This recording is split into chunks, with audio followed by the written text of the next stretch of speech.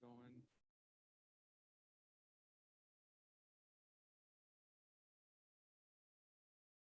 Okay, good evening, everyone. My name is David Gibson. I'm the city manager with the city of Clayton. Welcome to the neighborhood meeting for Tuscany Park. So we have two residents here in person, I'm sure, or maybe three in the back, a third in the back. No. Anyhow, we'll see how many we have that join us online. This is on Zoom. We are recording this.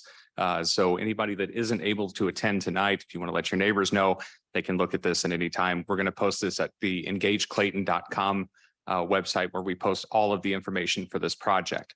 If you haven't already gone to that website, I encourage you to do that. You can actually sign up on there for notifications. So anytime information is added, you'll get an email notice that's occurred, and then you can kind of keep up with the project. So we did hold the larger community meeting back in June, and that was well attended. And there were a lot of very specific questions that came up. So the intention of these meetings is to really drill down on that at the neighborhood level, because each of the neighborhoods that surround the Concordia site and the areas where we're looking at these overlays, as well as the South 40, they have different concerns based on their location. So for Tuscany, when we were at the larger meeting, we heard concerns about stormwater, concerns about Big Bend, other things, which is very different than the types of concerns we heard 2 nights ago when we had Hillcrest here on the north side of the site. So that's the intention of tonight's meeting. And we're going to go through a kind of a brief overview of the project. Again, we're not going to go in as much depth as we did last time. All of that information, again, is published at engageclayton.com. So if you really want to dive into everything that was presented a few weeks back, that information is all out there. But this is going to be a little bit more of a brief review, and then we want to get into a dialogue about specific concerns for the neighborhood. So the map you see here, we showed at the larger meeting, that's the current zoning for the site. You can see everything over here is yellow, which is single family residential. So that's the way we currently regulate the South 40 campus, Fontbonne, Concordia Seminary, and the surrounding neighborhoods. It's a little bit unusual to regulate institutional type uses through single family zoning, but that's how the city's done it historically. And we'll talk a little bit about that in a second. When we're talking about zoning and the intention of zoning, what we're trying to do, we're really looking to regulate 3 things: use, intensity, and bulk. So when we're talking about use, that's a little bit more intuitive. That's how is the land being utilized? Is it retail? Is it residential? Is it office? Is it hotel? How's it being utilized? The next part of that is intensity. So when we talk about intensity, how much traffic is generated? Is there any noise? Is there any light? Those types of things. So how intense is that use? And then finally, the bulk. And when we're talking about bulk, we're talking about the physical structures on the site. So how close is the building to the property line? That's known as a setback. How tall are the buildings? Those types of things, the physical characteristics we regulate through our bulk regulations. So that's how zoning's set up. And so again, with the regulations right now in that single family district, what we do is anytime there's an application that comes in from one of the institutions, we require what's called a conditional use permit to be issued. And a conditional use simply means that that use is permitted in that area. However, it's recognized by the city and all parties involved that there's the potential that that use could create some sort of nuisance. And the city can put conditions on that approval to mitigate any potential nuisances. So every time there's an application, we have a big discussion about what the potential impacts would be and then how we might mitigate those and then attach those as conditions to that approval. So there's some examples in here. This is taken straight from the code: additional traffic volume, parking beyond the development's capacity, noise, pollutants, other characteristics like that. So what you end up with and what we have currently is really a stack of conditional use permits. So for the South 40, for example, every time WashU wants to build a building, they come in, we go through this whole process to establish a conditional use permit. We kind of viewed this opportunity when Concordia and Washington University came to the city about this larger project as an opportunity to have a discussion about maybe creating some sort of mechanism where we could have a more cohesive development over time, rather than just one-off approvals as we go. And so that led us to the conversation about overlay districts. So you'll hear from Concordia tonight, and they'll talk about their dorm project, and it really is a one-off project, and they don't have intentions of doing anything beyond that. So conditional use permit's probably still appropriate there. For the 2 WashU developments, so the 2 overlays we'll talk about tonight, they want to take more of a phased approach. So in the long term, they've got an end idea of what they want to get to. And so what we want to do is try to regulate this as a cohesive development, set all the standards out up front so that Washington University knows what the rules are, the residents know what the rules are, and it's very predictable. So as it says here, overlay districts, they lead to cohesive development and they provide that predictability so that residents don't feel that every time there's an application that they have to come in and play defense because of all these unknowns. Who knows what this thing is going to look like? We have to go out and make sure that nothing bad happens here. With an overlay district, you know what all those rules are at the outset. And so the overlay district, once you put it in place, supersedes that single family zoning that's in place. As we've had these conversations with Washington University, we've talked about just some general parameters, some things to be thinking about that are going to be important to the city and important to our residents as we go through this. The most important thing is that we preserve the neighborhood character and the quality of life for all of those nearby residents. And then secondly, we hear three primary concerns anytime we have a public hearing for a zoning application. And that's residents don't want to see it typically. They don't want to hear it, and they don't want traffic or parking in their neighborhoods. Those three things we hear all the time. So when we're talking about don't want to see it, those are things like building heights. You're going to hear us talk about transition zones, which are those buffers between that use and the neighborhoods. Also things like lighting. So if you're going to have athletic fields, you're probably going to have some sort of lighting on the site to light those fields at night. So we need to set some sort of parameters for what that might look like. Also don't want to hear it, decibel limits. So if there's a public address system, that's something that you want to be able to regulate. Parking lots and garages, noise can come along with that. So that's something to take into consideration. And then not wanting traffic or parking in neighborhoods, it's making sure that your access points are correct, that it's not accessed through the neighborhoods, but rather, and we'll talk a little bit about Big Bend. We had a conversation with the county today. You know, it's likely that the access for that site will come off of Big Bend because we don't want to push that traffic through the neighborhoods to get there, and making sure that there's enough on-site parking so that whatever event they're having or anything else, that they can handle all that parking on site so it doesn't spill over into the adjacent neighborhoods. So those are the three big concerns. And so there was a question last night, and this is or 2 nights ago, and this is a new slide here to kind of give people an idea of what we might regulate within an overlay district. So it's kind of a foreign concept to a lot of folks that aren't involved in zoning conversations very often. But this list here gives you some idea of how those are set up. So typically at the outset, you'll have a purpose statement. Just again, that's pretty intuitive. Just why is this district being established? You talk about the location, the character of that district, what you're trying to achieve there. There's a criteria for review. So when individual buildings or structures within that particular overlay are proposed, what's the process that they'll have to go through to get that approval? You'll have definitions and calculations. So you'll define things like what's the setback, what's the building height, all of those types of characteristics. Site plan and architectural review requirements. So when those applications come in, we'll have a very specific list of the things that the city will be looking for when we go through that review. Tree and landscape regulations, off-street parking and loading requirements. And then you can see all the development standards here that we have listed. So what's the site coverage? You know, how much is going to be taken up by buildings and or parking lots or impervious surface? What's the building density? So how many buildings on the site? When you're talking about housing, that's the kind of thing that comes up quite a bit. Building height, the layout and orientation of buildings. So which way are they facing?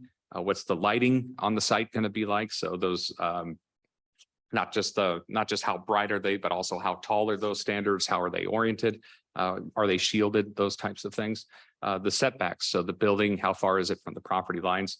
As an example, transition zones, as I talked about, as the buffer, grading and drainage. So how will that be handled on the site? You can regulate that in advance. And then what you do with accessory buildings. So think about sheds and other things that you might have that are kind of ancillary to the use of those fields. And then permitted uses, you'll have the list of the uses that are allowed on the site and a list of those accessory uses that you could also have on the site. So this is what we plan to build out as an end result of this process. So we're going to take all this feedback that we get from these individual neighborhoods, and we kind of know what those targets are. We know where the concerns are at. And so we'll try to mitigate those concerns as we put this overlay district together. Here are the two overlay district locations. You can see the South 40 up here. It is bounded by Forsyth, Big Bend, and Wydown. And then the Big Bend overlay district in with Tuscany Park. This is the area you're probably going to be looking at the most because it's directly adjacent to you. This is along Big Bend. This is where the housing is right now. on the Concordia site. So with that being said, I'll turn it over to Michael Lewis with Concordia Seminary, and he'll walk through their project really briefly here and then turn it over to Washington University. Thank you. This is the Concordia Seminary site as it sits today, bounded in green. It is about 72 acres and it stretches from Des Moines over on the east to Big Bend over on the west. We have two issues that we're really trying to address on our campus right now. One of them is housing for both married students and single students, and the other one is trying to create a better sense of community on our campus. So the housing that is on the west right now on Big Bend, that's the married student housing. It is only about 25 years old, but for a number of reasons, it is in very poor condition. We're either going to reinvest significantly in that housing and then end up with better housing in a poor location, or relocate that housing. And we intend to relocate that housing much further east, closer to where the chapel is right now. And the chapel is that blue building right in the center of the campus. Our single students are still living in 1920s dormitories, and we intend to build new housing for them and move them west. So generally in the same spot. So what we end up with is married students and single students close to each other. They're close to the faculty who live just north of that spot in 12 historic homes. They're closer to the core of our campus and closer to the chapel. So that's what we intend to do to create a little bit better community. This is what we intend for it to look like. This is a two-dimensional view from above. And on the right-hand side, you'll see that there are three large apartment buildings or 24-unit apartment buildings to the west, northwest, and southwest of the chapel. Again, that's 24 units in each building. Directly north of the chapel would be 9 townhomes. And then directly south of the chapel, a 75-unit apartment building for single students. And then in the far southwest corner of that picture, you can see that there's a parking deck. We're not intending to add any additional housing for students on our campus. This is a replacement. We would be getting rid of 75 and actually a couple of units of the 1950s faculty housing and replacing it with 81 units of new housing for married students and families. Single students is about a straight swap, getting rid of about 75 and replacing it with 75. The parking spaces go up by about 20, a little bit more than 20. So for our part, we're really not adding housing. We're just relocating our housing. This next slide shows on the left what that parcel looks like today and what we intend it to look like. There's a circle drive right now around the chapel. We intend to get rid of that and redirect all of the traffic to the very perimeter of this housing area for safety, create a nice green space in between the housing and the chapel. And then the next slide I was going to show you, before we get there, I just wanted to point out there's a little P in the lower left-hand corner of the right slide. That is the parking deck. And we have a number of slides on the city's website that show ground level views of what this housing would look like. I've only brought one today because this is a 2-layer parking deck, but it's very unobtrusive. So that where that P was is the angle where this picture has been taken. There's a very strong change of grade right here. And if you can see up where this little white car is turning in on the left-hand side, that's actually at grade for the top of this parking deck. And this part over here closer to us is on grade with where this picture's been taken. That's a very natural grade. So you get people being able to pull in on both the lower level and the upper level. So you can see the apartments in the background. This is very unobtrusive parking deck. And then finally, ultimately what the site looks like after this plan is implemented. You'll see the part of the slide that's on the left right now, you'll see again later in Washington University's presentation. It's intended for athletic fields and facilities to be there. You can see the housing and parking that I just described. And then over on the east, you can see the park on Des Moines that remains unchanged. With that.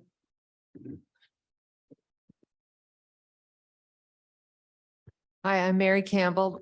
I run real estate for Washington University.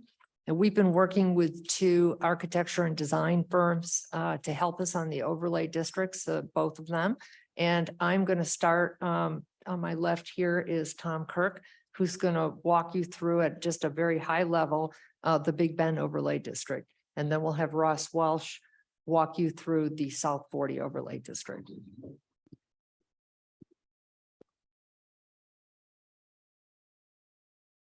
Thank you, Mary. So similar to the slides that David showed, we're looking down from above on what is WashU's main campus, the Danforth campus at the top of the slide. And then the small appendage below is what's known as the South 40. And that's primarily where WashU's undergraduate housing is, as well as some fields. That's what's happening on the South 40. And then what we've heard tonight, from Concordia is this idea of shifting their housing over allowed for this conversation to happen. Sort of this opportunity to think of the South 40 in conjunction with what we're calling the Big Bend overlay district. When we think about that, and before we get into the details and zoom up on it, we also want to sort of remind ourselves about access and, David talked about use and intensity and all these things that make up an overlay district, but we also wanted to think about simple things about how do you access it? How do you make this, this is a neighborhood. How do we provide that connectivity, particularly for pedestrians or bicyclists, right? There's a lot of, you guys have the Greenway Trail here in St. Louis, and WashU has done an amazing job to connect to that. So we want to be thinking about that when we think about access, so that it's all about the sort of healthy lifestyles of a neighborhood, people who are walking, biking, et cetera, et cetera.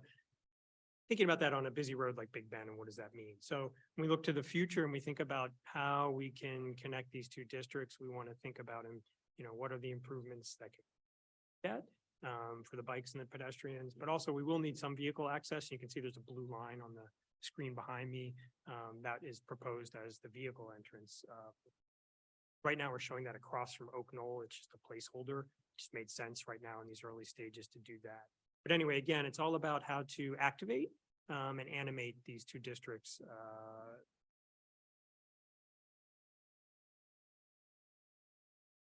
And also, I should mention the green edges you see on both sites is indicative of something we're going to talk about, which is David mentioned these transition zones, these buffers. There's a lot of natural buffers in these sites, both of the sites right now. And if you go on the website, there's a lot more slides that show existing condition videos. Maybe some of you have seen them. A lot of you know these sites because you live there, but if you wanted to see some more descriptions of the existing conditions as they exist now, particularly when we talk about maintaining the character, right? Because that's one of the goals of the overlay district.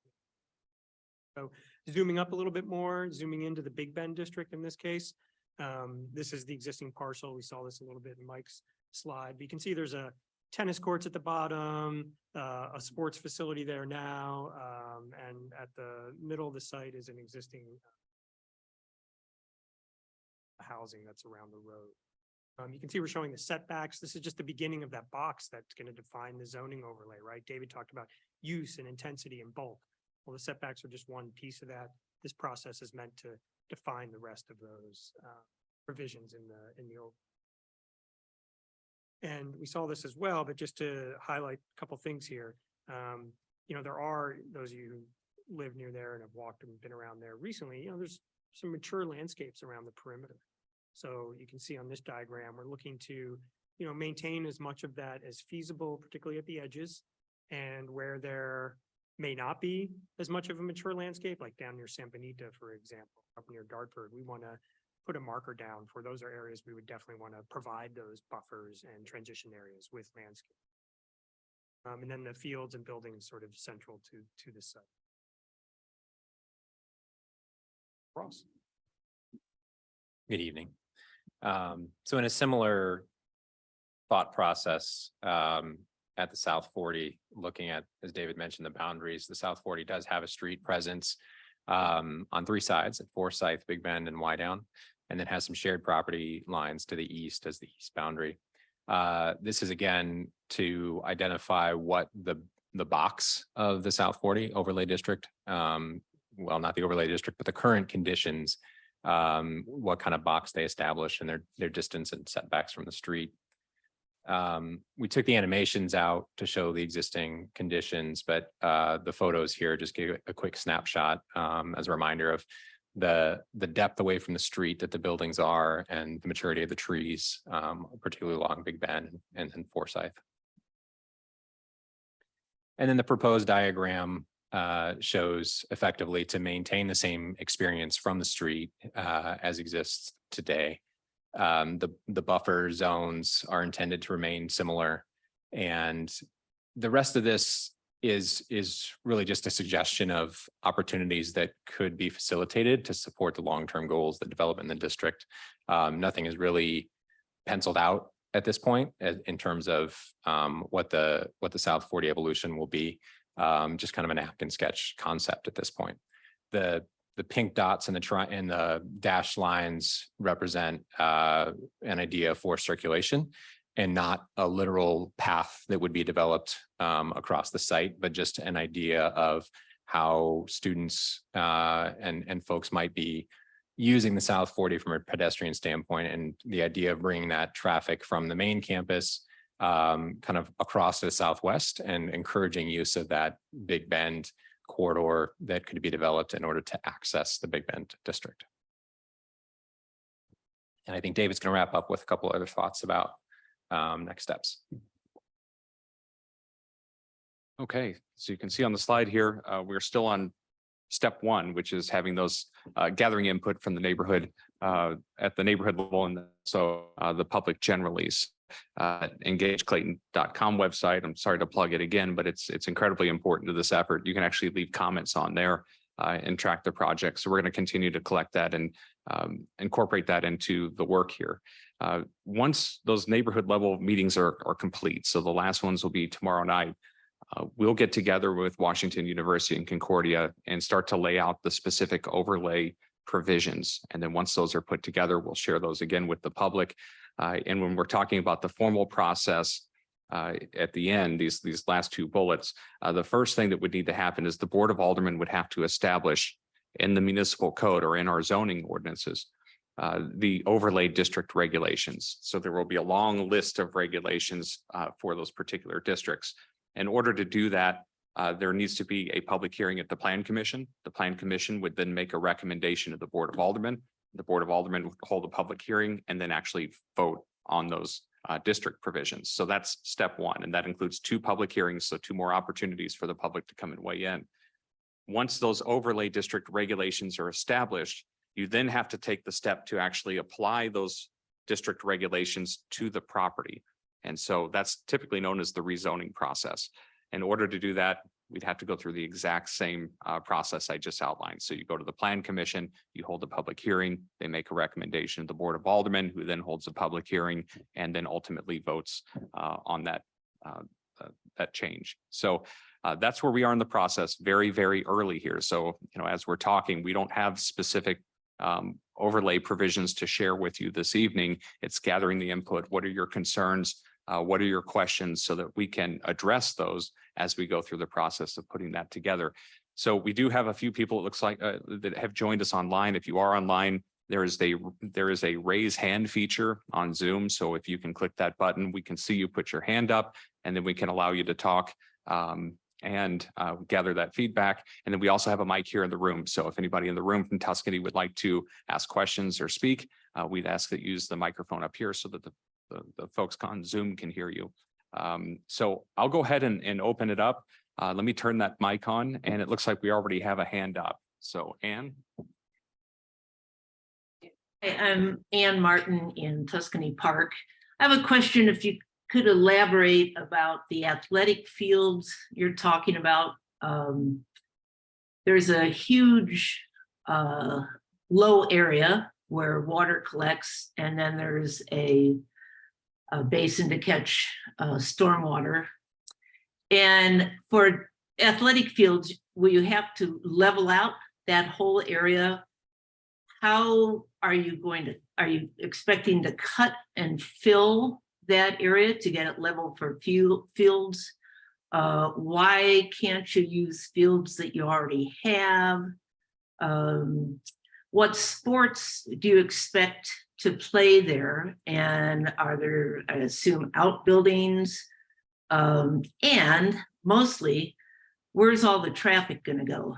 If when Concordia wanted to build their unmarried student housing years ago, there was no access allowed from Big Bend. That was before they raised the speed limit on Big Bend and before there was a cloverleaf on Big Bend. And the amount of traffic for those of us who live off of Big Bend, it's almost impenetrable during early morning and between 4 and 6.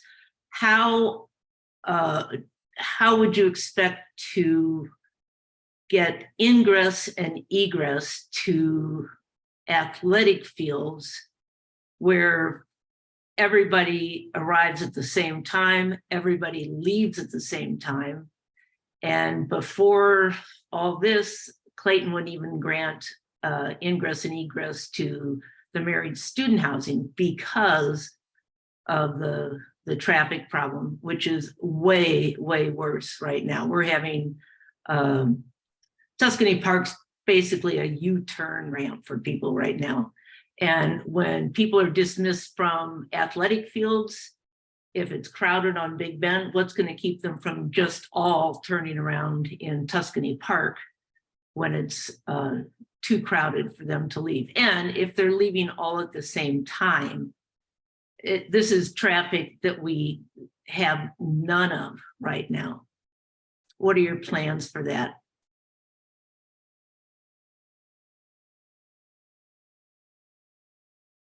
So I'll start. Tom, you may be able to do some of the challenges with the site. But I'll start with the sports, the questions about the what we anticipate being on the site on Concordia. We don't know exactly, but I can tell you what we are hoping. We would like to take the baseball and softball field that are currently on the South 40 that you saw in Ross's picture. We would like to relocate those to the Concordia site. That would allow us some breathing room on the South 40 to move the center of activity on that campus up towards the Danforth campus, towards Forsyth. And it is doing a little bit of what Concordia is trying to do on their campus as far as knit that community back together.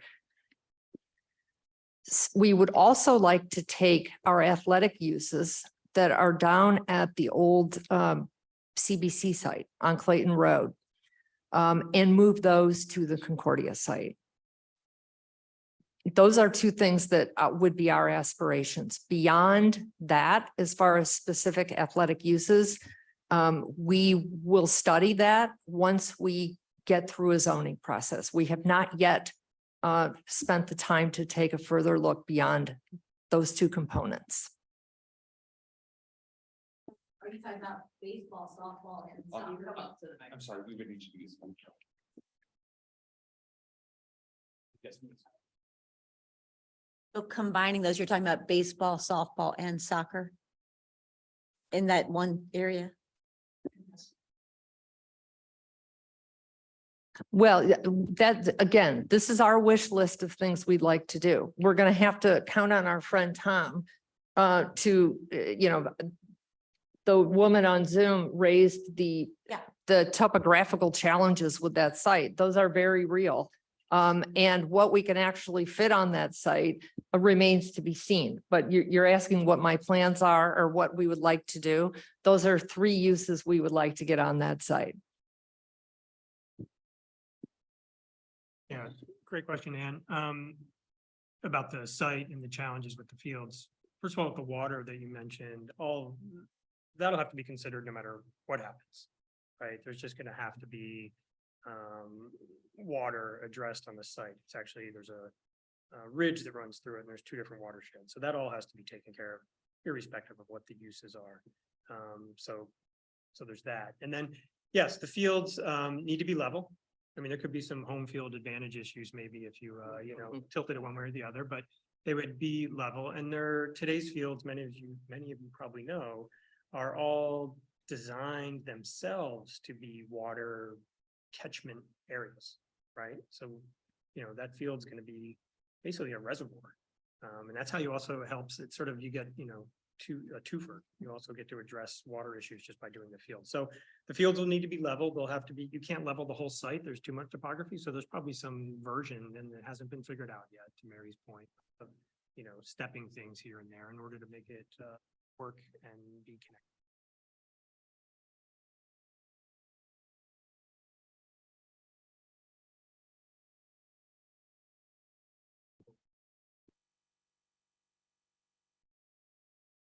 Right, that's right. I think, Anna, you also mentioned vehicles, and I think, again, other than just sort of thinking that it would make sense to enter from Big Bend, we haven't really developed anything beyond that. But we're very well aware that it's going to need to be studied and discussed and thoughtful approach.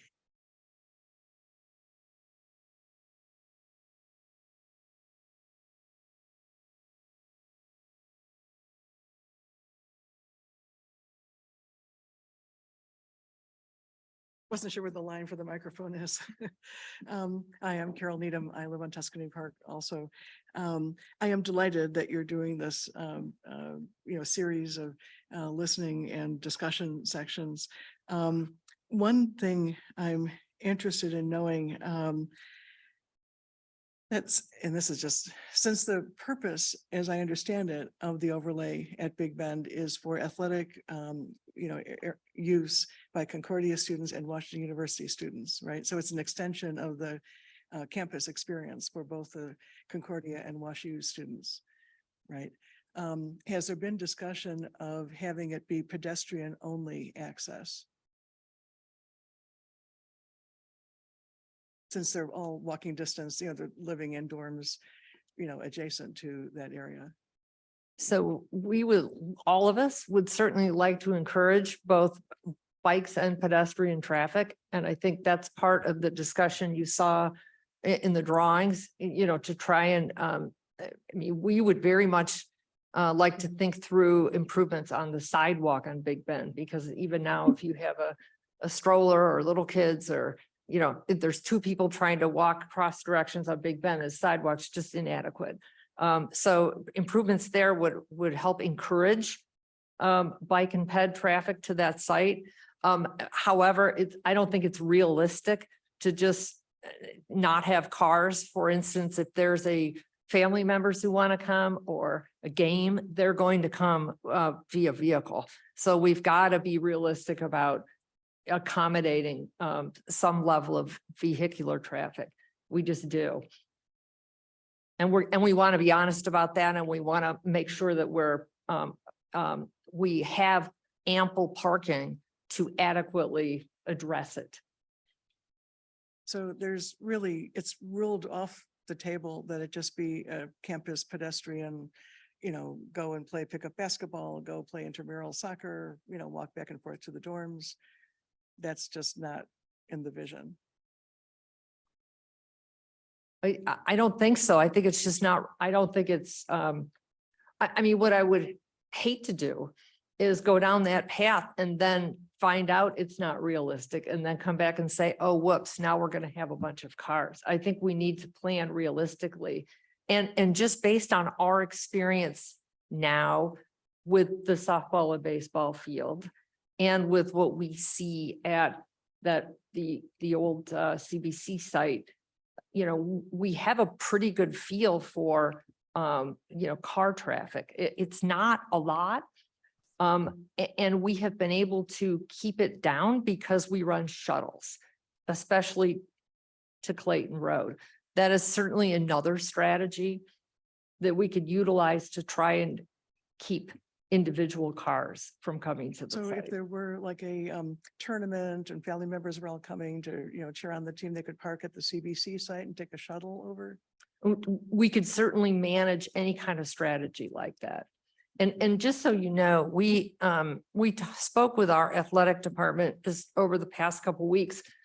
just to educate ourselves, like in a, in the world of Division III athletics at Washington University, if for softball and baseball, if they have, if it's homecoming weekend, if it's a rival, one of their top rivals, if it's postseason, so they're in a playoff, how many people have they gotten on the high side? And their high figure is something like 250 people. And that includes both teams. So just so you know that it's, we believe that, if you include the strategies that you're talking, the wellness strategies, we're going to walk, bike, shuttle, I think the vehicular traffic, while we have to accommodate it, will be manageable. I guess I don't mean to, I will just say that you could always design it in such a way that, you could later add it if necessary, but it would take away, like you have a load bearing bridge and lots of expense and complexity to the engineering of the site right now, if it was just pedestrian and bike access. And by the way, I think it's terrific to have more bike access. I think that's to be encouraged. But I guess, is it possible to consider it then, if it hasn't yet been considered, to be a, shuttle over from parking at CBC and pedestrian and bike access for the students who are at WashU? Yes, we could consider it. I'm going to take notes on it and I'm going to consider it. I appreciate that, because I can imagine, I know that we all have a vision when we start something, and occasionally, I know just being around a lot of universities that pedestrian access is part of what makes a university campus great. And when you start covering it up with, roadways, I think it's wise for Concordia to take that road away and make it a residential area around the chapel, and so the quad experience is valuable. Anyway, and a chance to get a non-car access, I think would be good if it was just safe to walk, then kids could run and it'd just be a safer area. If there is driving access, has there been consideration of making it across from Southmore as opposed to across from Oak Knoll or some other point north of the Oak Knoll Park? So we haven't done a lot of thinking yet. We just have put, I think Tom called it a placeholder across from Oak Knoll. Big Bend is a county road. So, and normally they wouldn't engage with us until we actually submitted a site plan to Clayton, and then we would all engage. But Clayton's been good enough to get them to start talking with us now. We actually had our first meeting today with the traffic engineers for the county. And we're going to try and get some additional feedback, even now when we don't have a site plan on Big Bend. What can they give us their feelings now? Is there a way we can give them some data points so that they can give us all of us, community, WashU, Concordia, the city, direction on exactly the question you're asking, as well as others that have been raised by other residents? Yeah, so I guess the answer is it's a placeholder. The placeholder for now, Will be elsewhere depending on traffic. yeah, I think, needs. yes, and that we've accelerated that dialogue with the county to try and get answers in a direction sooner and not wait for a site plan. And the county engineers that are the traffic point people for this? Yes, that's who we were talking with today, is they're traffic engineers. They have the county broken up into sections. So we were talking to the area engineers. Yeah, and what are the names of the ones for this section? I can't recall. I've got in my office written down. Anybody else remember from today? Ryan Rands was one that spoke quite a bit. I know he was one of the area engineers. Beyond that, I can't recall. But I apologize. It'll be somewhere on the website, right? Correct. Yeah. And I guess the other, I know it is very, very early days. Is there a time frame for concrete specificity? Or is that, is it kind of, we're thinking maybe sometime around Thanksgiving, sometime early next year? This is really a question. Really, I know it's ridiculous to ask at this point, but if you have a time frame. It's going to be several years before we get to specificity. I mean, for one thing, for us to, we can start looking at the site, but we can't really do anything until Concordia takes steps to do their housing. So that is going to be the first time that we have true access to the site. So it's going to be honestly a couple of years. And that's specificity on the site plan. The Yes. specificity on the regulatory piece. That should be done, I would think, in the next few months here. You're talking about the feedback from the. I just wanted to clarify that the Actually, both of them are. those Yeah. the regulatory portion, I would think in a matter of months, exactly when, I'm not quite sure, but as Mary was saying, Washington Build out, University's right. exact plans of this is going in this exact spot and this is going in that spot, that's going to take some time. Right. So it is like a couple of months on the overlay, what are the Correct. parameters and, yeah. Yes. yeah. But no, like not really a target point, just sometime this year, probably. Correct. Okay. There was one other thing, but I shall cede the floor.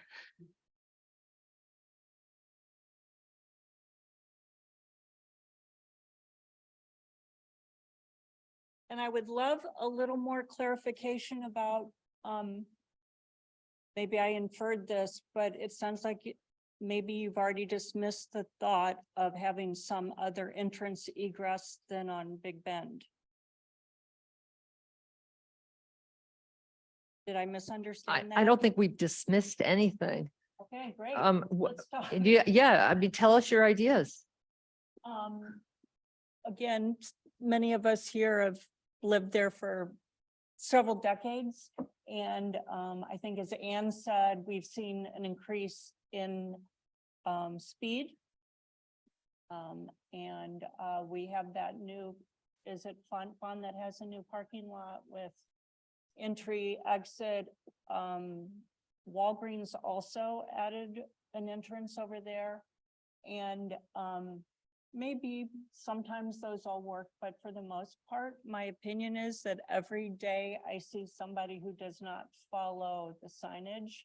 And for us pulling on to Big Ben, and I think you'll find that from people on Southmore when you meet with them tomorrow, we are constantly trying to figure out if a bicycle, a pedestrian, a car that wants to turn around in front of us, that is a challenge every day of my life. And do you think I'm exaggerating? No. And we all fear, and several of us have had accidents right there at the entry of Tuscany Park and Big Bend. And that is a major concern, especially as there are so many students from WashU or Fontbonne or Concordia that walk past there and are maybe on their cell phones. And they come, you've seen the pillars there. They come from behind those pillars right at the time when you're about to turn out. And that just frightens me for all of us. So I would hope there would be a place for entry, exit, if this does come to fruition, that would be safer for everybody concerned. I also wanted to know, you mentioned maybe there would be 200 people at the stadium. Any more thoughts about that from the athletic guy? The soccer field, how many people would be seated there? Again, I'm trying to think all the cars that would be coming in and the people walking back and forth. Yeah, I think what Mary was alluding to is maybe some historical, sort of what happens now, right? There's Yeah. an existing varsity baseball field. There's an existing women's softball field. There's bleachers over there. And, they probably can seat, a couple hundred in one or a couple hundred in the other. Games usually are never happening at the same time, but that's not to say that couldn't happen. Right. Soccer, when we talk about soccer, we're not talking about varsity soccer. I think they use Francis Field right now, and no one is proposing that Francis Field, the Olympic, anywhere. That's Maine, that's where football and soccer, men's and women's, all that, they stay there. So that's kind of the world that we're talking about. Now, how many cars that translate to? I mean, I don't know. That would be pure speculation. Right. But that's something we're concerned about. Sure, and I think that's part of what this process is, right? I mean, we're Yeah. getting into, David would call it, I guess, usage, right? And I think, those of you who have gone to or seen Taylor Swift's concert, it's like 100 semi trucks to support her concert. I'm making that number up, but it's a lot. It fills huge parking lot, right? So that's a certain scale of event that happens. Like we're somewhere else. We're in a different part of the world here, and we're talking about what we're up to. So, but my point is really, that's what this process is about, is sort of figuring out like, well, what is the intensity? We don't know what the exact specific numbers are now, again, because we haven't really designed it, and we're waiting to see if we can make these moves, and will the CB site come up or not? Again, that's not varsity sports. I don't know if Mary noted, that's club sports, very different. Played club sports. It's not a varsity endeavor, let's say, right? So very different. So anyway, all that to say, we don't have the exact numbers, and therefore I can't translate to cars for you right now. Right, and maybe I'm not asking for exact numbers, but the potential is there for hundreds of people to be there. Might be a big game. Maybe you'll become so good, everybody will want to come to your games. It's hard to predict the future. We can pray. Yeah, well, and I think Tom's, we just wanted a benchmark, because I think just telling somebody, oh, we're Division III that's not a good answer, right? But all we know is what we do today. And if the uses are remaining on the main campus, Francis Field isn't moving. The field house on the main campus isn't moving. The new Summers Recreation Center isn't moving. But if softball and baseball are the candidates we'd like to see move, and if the club sports and the CBC move, the poll, the informal poll we took of the activity on the varsity side of that, which is softball and baseball, was 250 in their wildest, most attended events. And again, that's not normal, but that's just to give you a high end of what they have experienced over the years.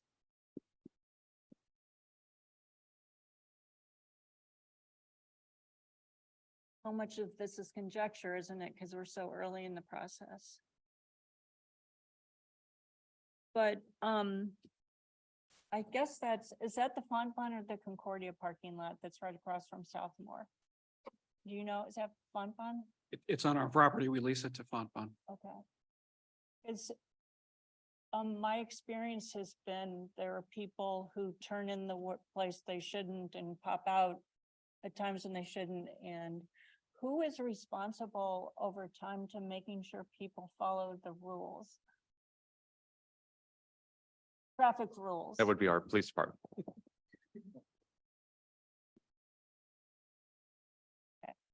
So if you see repeated offenses over there, let us know and we'll add some patrols.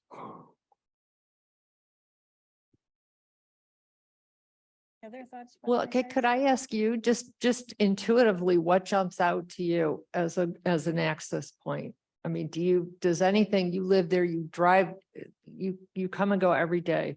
Does something jump out to you as something we ought to consider?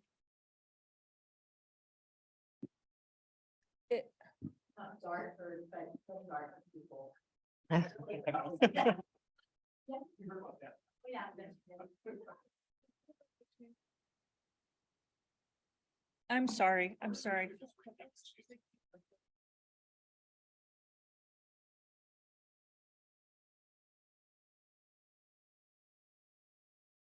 Oh, yeah, what she said. Yeah, well, just, so could that area that's already across from Southmore be an access point? Since it already exists? Do you know what I'm referencing? Are you talking where the Fontaine entrance and exit is? Where this On bend- the. Where it's already there, on okay. The south side of their campus, Mhm. between Concordia and. Yep. In the top corner of the screen here, you can There's see the access already point. an entrance there. Which is Fontaine's. Yeah, the exact access point is still unknown. The one thing about that I'll say is it doesn't align with anything on the other side. a lot of times when you're gonna, Yeah, when you're, I'm just throwing out ideas here. sure, no, that's totally fine. Noted. I mean, we just don't know at this point. Even Oak Knoll, now we don't think that is a high traffic place, right? Oak Knoll Park and the concerts, but there are times when people come and park over in Tuscany Park. So that's a whole nother issue of traffic that we are concerned about. So Tuscany Park, we have people from Oak Knoll, not regularly, but when there's events like that park there. We have the student pedestrians, and I'm glad they're walking and I'm glad they're there, but sometimes they're careless. People ride their bikes down there. People go the wrong way in and out of Walgreens. People do the same thing at that Southmore. And then there's the people that just are following the rules, but that's still more traffic. And then we're adding something else on there. And I'm really concerned about traffic and safety, and we've talked to the county plenty of times about our concerns about safety with very little except a yellow sign with to warn people that there's 2 entrances coming up. That's all the county has done for us. We've asked them to change the speed limit again, nothing, so we're really concerned about traffic safety. That's probably my main concern here. So, do you want me to say?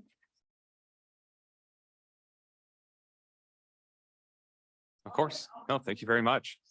No, I mean, to the extent you have more thoughts, please either submit them on the website or get them to any of us. I mean, we're trying to educate ourselves. I mean, we know more than we do, and we'd love any good ideas. Well, we'd love any ideas.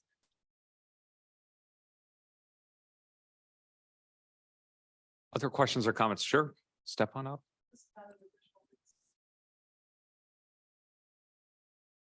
Just a clarification of what's the right wording to use for that parking lot that's between Fontbonne on the Concordia campus? What's the right wording for that?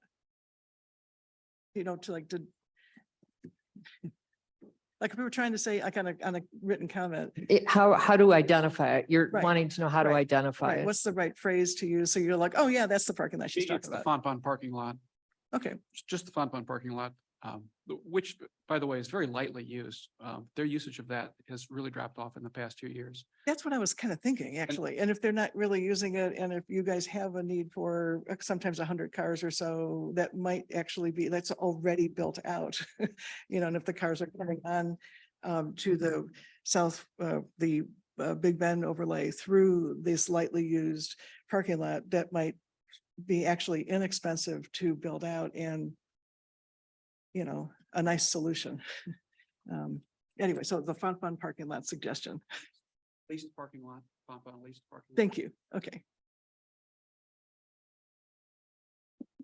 Any other questions or comments?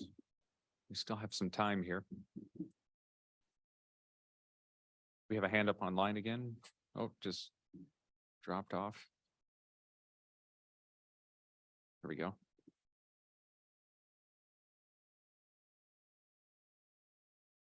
All right, Ann, we saw your hand up there a couple of times. It kind of flashed. If you'd like to speak.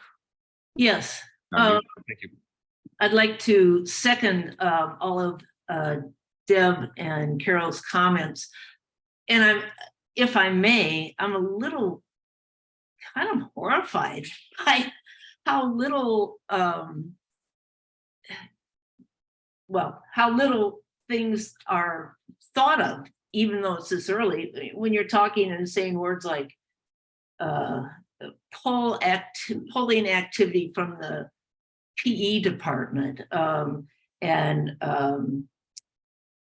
the pure speculation. In Tuscany Park, we can tell you about traffic and danger with ingress and egress without any speculation at all.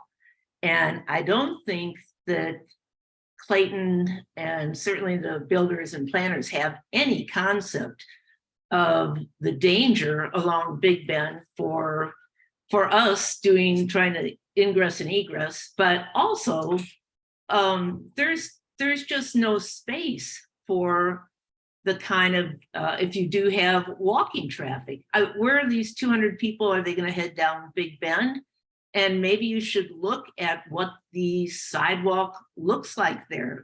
When you're turning right to go north on Big Bend from Tuscany Park, you're 18 inches from cars. And that sidewalk is shared by everybody. Nobody takes the sidewalk on the west side. Everybody's on the one adjacent to Tuscany. And the pictures you had early on, the lovely walkways, and it was scenic and looks like the paths were 10 feet wide. Well, the reality is that bicycles cannot ride on the street on Big Bend. It's just too dangerous. And some of the funniest things that I've seen on Big Bend with Clayton had put up years ago, signs, share the road. You'd be killed if you tried to ride a bike. So on the road where they're suggesting. So they're all on the sidewalk. Cyclists, runners, people are on the phones. They're not slowing down when they come to ingress and egress out of Tuscany Park. And I've been hit out there, and you just cannot see. The traffic just comes too fast. And if you're talking about a beautiful scenic walkway, where are you going to get the land? Clayton or the county highway already took about 10 feet away from Tuscany Park. Used to be a tree-lined street out there, looked a little bit like Skinker. And I know those are bygone days, but it's really very challenging. The sidewalks aren't even. There's no way we can keep snow off of them, and it's not going to accommodate more, certainly foot traffic or bicycle traffic or babies in carriages traffic. And I'm sort of kind of shocked that you're not thinking through this ingress and egress with a couple hundred cars all at one time trying to get in. I think it's a good idea to use ingress and egress that's already there up by Fonfon. How are you going to do that though? You can't turn left when you're coming out of Fonfon, I believe. It's blind, and it's actually a big bend. It's not easy to navigate around there, and there's a lot of ingress and egress. It's not even allowed, and I'm sure you get a lot of input from Southmore about having it near them. And I don't think they're experiencing they don't experience the traffic on the sidewalk. They're on the other side of the street. It's really shocking. I think how little you know about how tight that is all along there. By the way, the police have better stuff to do. Traffic's always turning the wrong way in and out of Walgreens. Same thing at Fonfon. And during rush hour, we take our lives in our hands trying to get in and out of Tuscany Park. It's impossible almost to get out of the south entry because there's people coming out of Walgreens illegally and people coming over the hill on Big Bend fast as they're crossing Clayton. You may need to just experience that. And I really would like to know where you're going to get the land to accommodate all this traffic and increase foot traffic.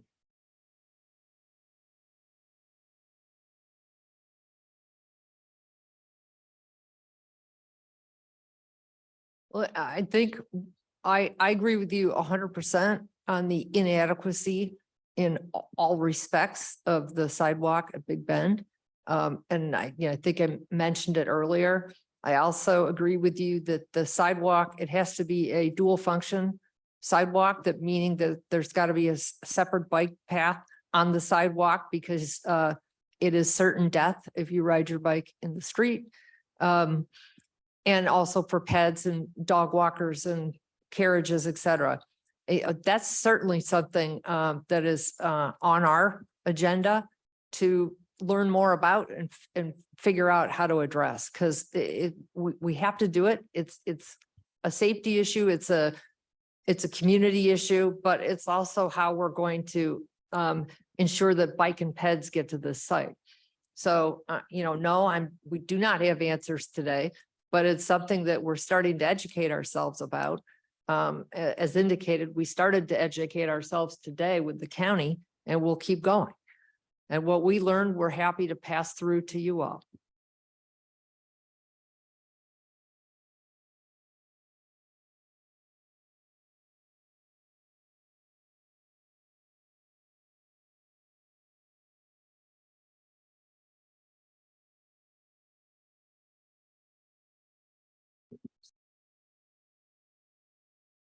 Okay, any other questions or comments? No, go right ahead.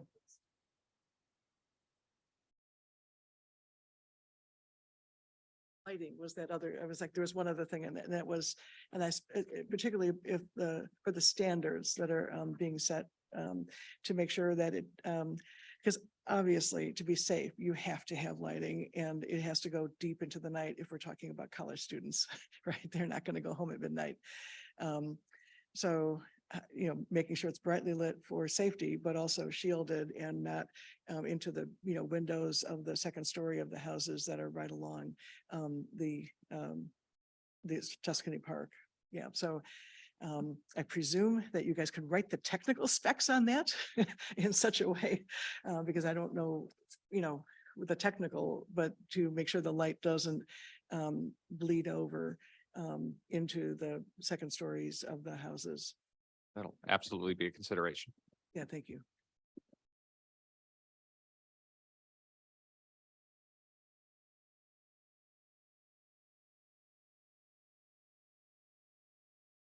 Okay, any other questions or comments? Looks like Anne has her hand up here. All right, Anne, if you unmute, you should be able to talk. Thank you, thank you. Carol's point about lighting is really good, and usually on a campus, I was involved teaching at local campuses around, and generally the lights that are required around campuses that are next to residential areas are down lights.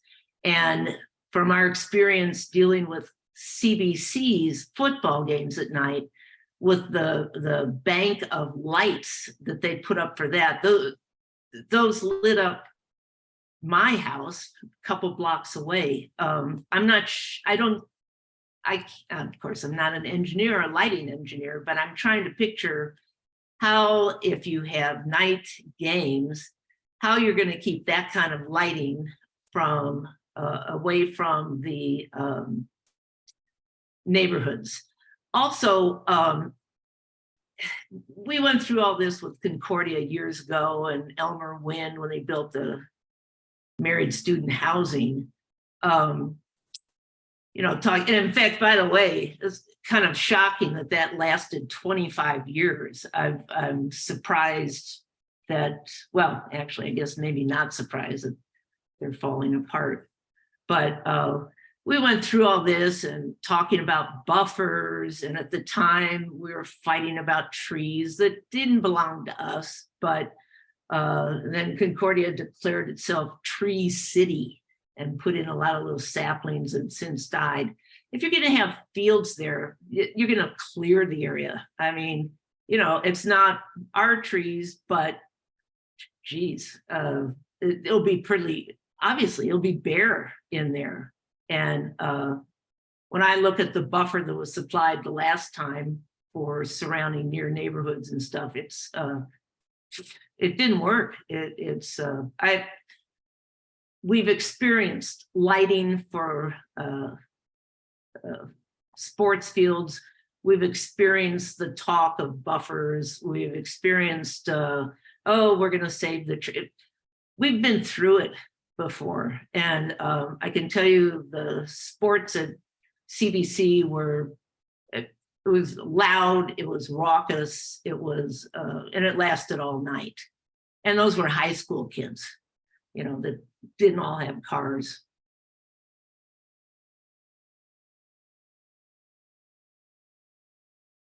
All right. Thank you for your comments.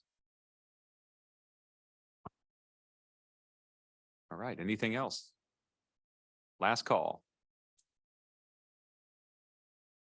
Step on up. Thank you. To review for us this process, and if we have, as we think through, we talk as neighbors, as we think through more concerns we have or encouragement we have, maybe. How do we go about, other than on the site? Are we gonna have more meetings or? Yeah, the plan is to have more meetings. So as this becomes more refined, so a lot of those detailed type questions, so lighting, for instance, as these overlay districts are put together, when I ran through all those different parameters or items we'll be talking about, there will be specific provisions related to lighting that you can comment on. So, you know, the maximum height of light standards, how much light they can put out, how they might need to be oriented or shielded or directed, those types of things. That's just an example. But once those have all been developed, then we'll share that with the neighborhoods and with the community, and then we'll go from there.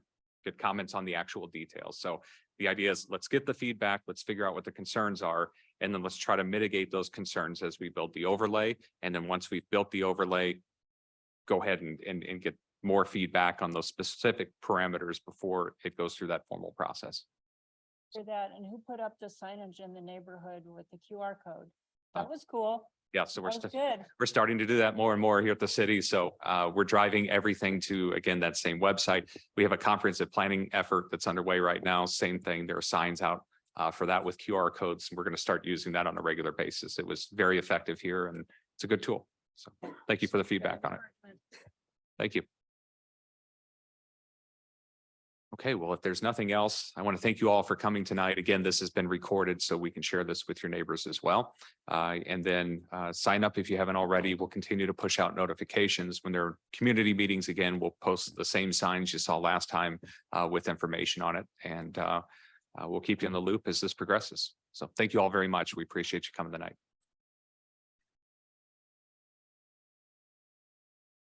Absolutely.